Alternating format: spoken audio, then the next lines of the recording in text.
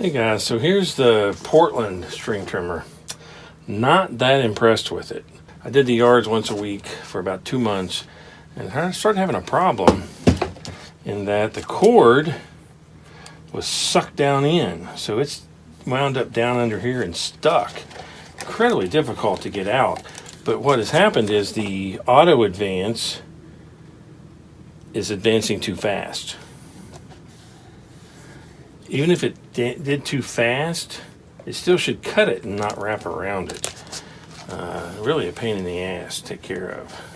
So I'm going to take it apart and find out where all this cord is. I like this one because it has 2 strings, where the Bauer only has 1.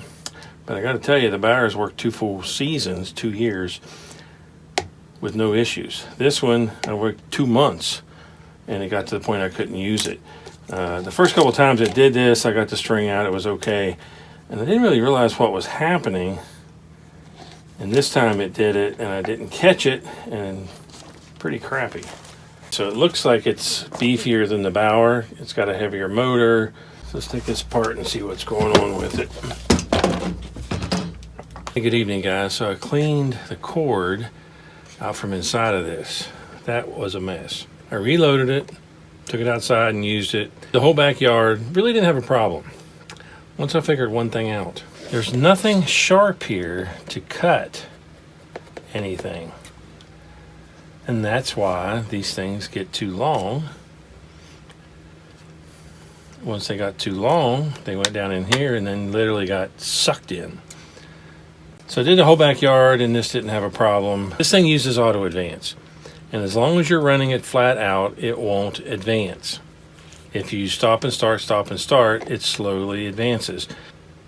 One time in the whole backyard, I thought that's getting short. I could tell by the cut radius. So I pulled this up, hit this, and pulled, and nothing happened. So there was a monkey knot in there. The tightness on the reel had come loose. And I tightened it back up, it got in a monkey link, which is one of the lower pieces over top one of the higher pieces. And that's why you can't let the tension off of these lines. So I did have to take that off and do that once. Almost every time that happens, you can blame how the reel was put on.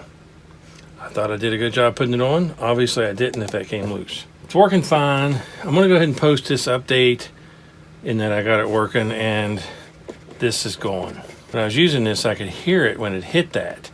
And when it started hitting that, I had to not cut and just let it run until it cut itself off just by brute force.